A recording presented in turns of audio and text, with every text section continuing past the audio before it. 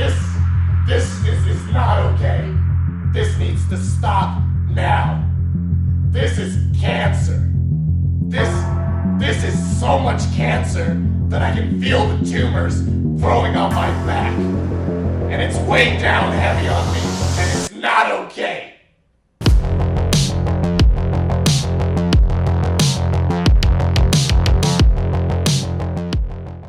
Welcome back to the channel, everybody. Today we're going to be talking about cross-site scripting.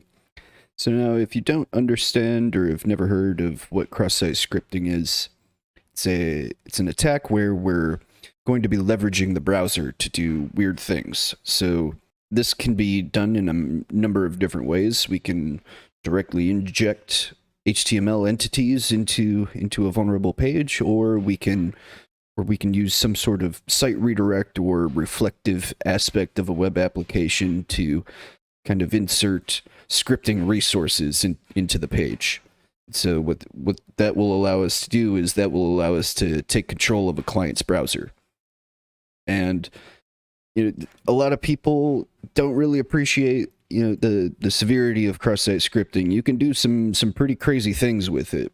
I remember back in the day seeing this video by my friend MaXe, who had found a cross-site scripting bug in vBulletin and later leveraged that for another vulnerability within vBulletin to achieve remote code execution. So we're going to be doing something pretty cool and pretty similar to that.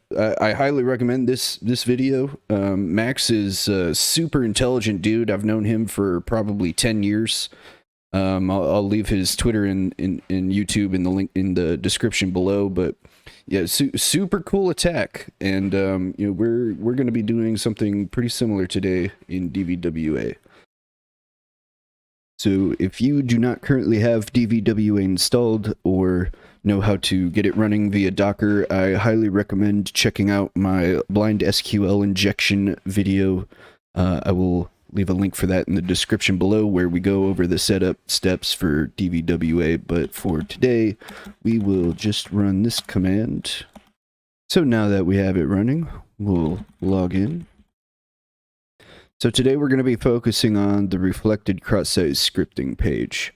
We could do the stored one. It's just the stored one is going to cause us some headaches trying to do all of the things that we're going to be doing today. So just know everything that we're doing via the reflected cross-site scripting page, we can also do via the stored page. It's just we'll have to leverage HTML entities to make that happen. So let's check out the source. Let's see what's going on. So how cross-site scripting is affecting this page, we're passing the name parameter via get request directly into HTML elements in the response body of the page. So if we were to inject some sort of HTML or JavaScript or other scripting content into the name parameter, that will be directly reflected back into the page, which is not good. And I don't know what this XSS protection header is, so I'm going to Google that while you all go on this weird rabbit hole with me. So this is a header that stops pages from loading when they detect reflected cross-site scripting attacks. I'm not sure if we're going to be doing the higher levels or not, but that will potentially be something to overcome.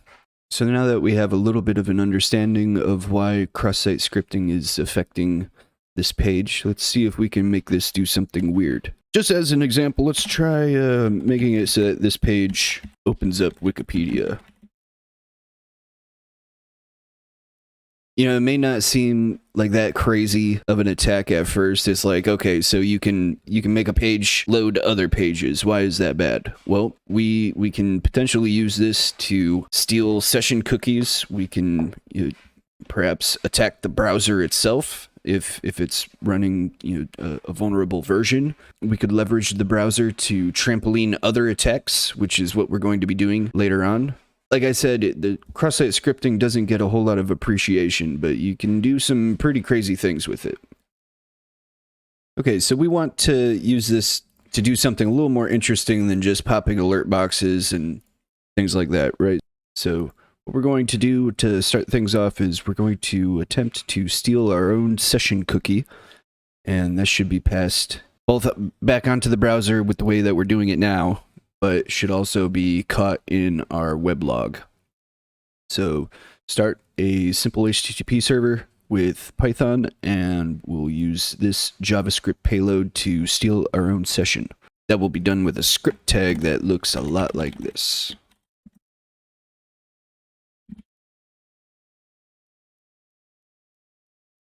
And as you can see here, we've stolen our session cookie. Now this is all fine and dandy, but we want to do something really cool with cross-site scripting. So in order to do that, we're going to need to find another bug. So let's start things off by opening up Burp Suite.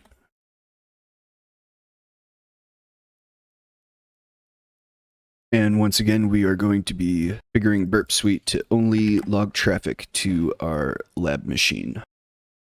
Turn intercept off. Go to the HTTP history tab. So let's make sure our browser is actually using Burp. This is a command injection vulnerability within DVWA. To quickly summarize it, since we're focusing on cross-site scripting today, we have an IP parameter that's passed directly into shell exec.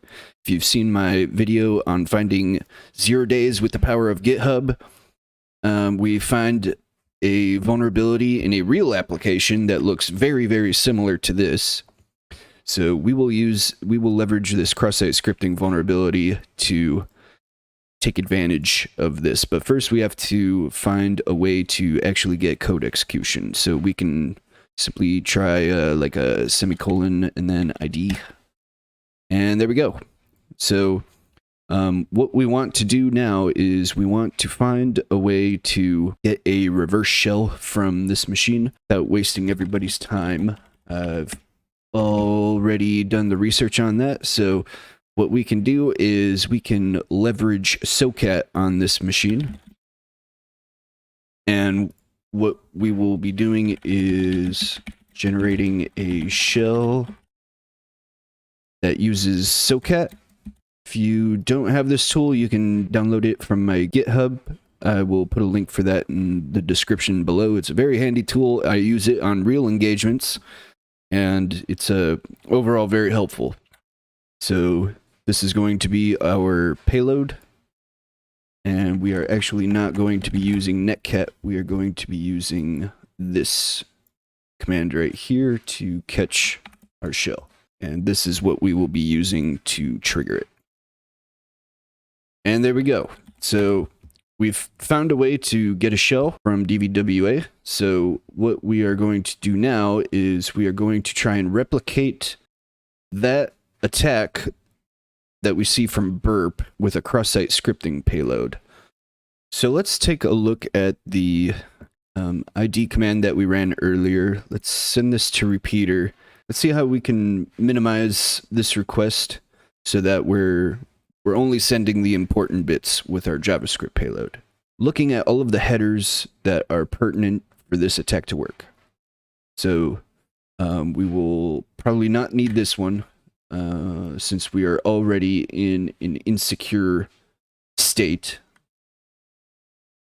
We will probably not need the refer header. Any of these three headers. We will need the content type because that's how our command injection payload is being sent to the page. And if the page doesn't understand what type of content it's receiving, it's not going to be able to really do much with that information. We will not need to have accept encoding, nor will we need an accept language. We will need to keep this potentially, but we'll play with that a little later on. And we will not need a user agent header. So let's send this off and see if we still get the command output for ID. Excellent. So let's try this again without the accept header. And we still get it. So we've minimized this request to just the important bits. So our payload, and like I was saying earlier, we are not going to need our cookie values because the browser itself will already have that knowledge, and we won't need to put that into our JavaScript payload. So we will keep content type, we will keep the destination host header for this request, and we will also keep the URI for where this payload is going to be sent. And furthermore, we will not need a content length header. That will be automatically dealt with for us by the browser. So let's copy this request and start building an exploit around it. So the way that we're going to do this is we are going to leverage the XmlHttpRequest API. What this will allow us to do is it will allow us to make HTTP requests with JavaScript, and this will kind of give us like a trampolining effect where we're taking our cross-site scripting payload in from the reflected cross-site scripting page and leveraging the browser to send our other payload off to the command injection page. And at the end of it, we should get a shell. So let's make sure that our request is at the very least documented. So there's some other information that we will need to get. So what we want to do first is we want to design our JavaScript payload to work against any instance of DVWA, and how we are going to do that. So instead of hard coding a specific target, like a specific destination host target, we are going to leverage JavaScript's ability to automatically detect that for us. And we can do that with console.log, and that will be document.location.host. And that will give us the destination host automatically. So let's make a variable called host, and then we will set the value of the host variable to our target. Next thing that we want to do is we want to create a new XmlHttpRequest object. And then from there, we want to kind of design variable around our payload. The way that this is kind of formatted, so we want to make a payload prefix and a payload suffix. So then we can just focus on a payload variable that has the exact command that we want to run.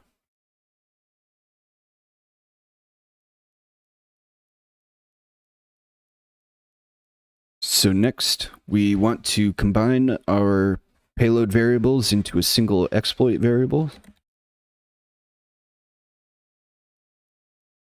And finally, we want to make our XHTTP object make the request. We can use the open and send methods to make requests with our JavaScript payload. So let's do that.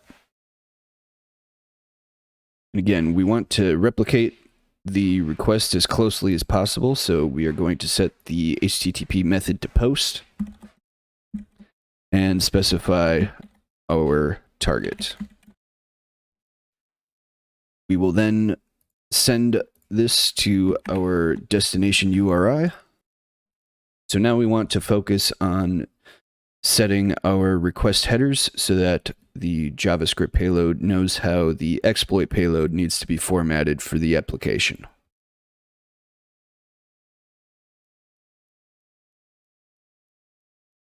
And now we will send it off.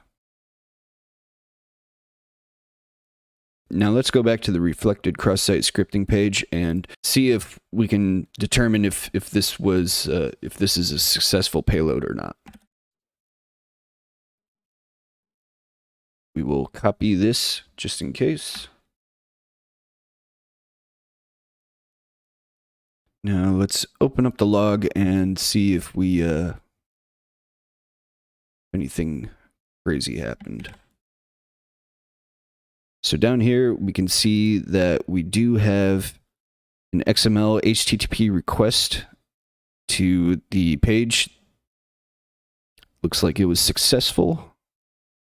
And let's check the response to see if we successfully got our output. And there we go. So our payload worked. It's a little difficult to see, but our payload did indeed work. So now let's modify our JavaScript payload to leverage this attack to get us a reverse shell.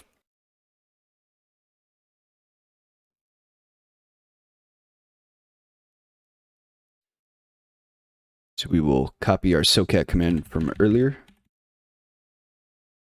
and place it in place of the payload variable. So now that we have our exploit modified, let's listen with socat and see if we get a shell.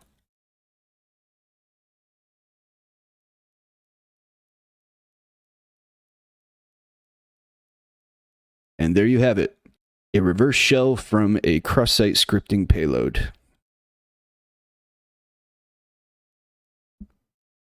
So thank you once again for joining me, everybody. This was a really fun video, and you know, I'm glad that you guys asked me to do it. I have like a whole vision for content that I want to put out on YouTube, but you know, I don't want to just talk about the things that interest me. So yeah, I'm happy to do like these one-off requests. You know, just let me know. Let me know the content that you want to see, and I will do my best to make it happen. But I feel like cross-site scripting doesn't get taken as seriously as it should be. It's an extremely powerful attack, and not a lot of people really realize how or why it can become a powerful attack. Now, you won't be able to do things like this with every vulnerable cross-site scripting page that you come across. It's going to really depend on the situation that you find yourself in, but now you know, cross-site scripting can be used to do some pretty cool and pretty dangerous things. So, once again, thanks for joining me, and catch you in the next one.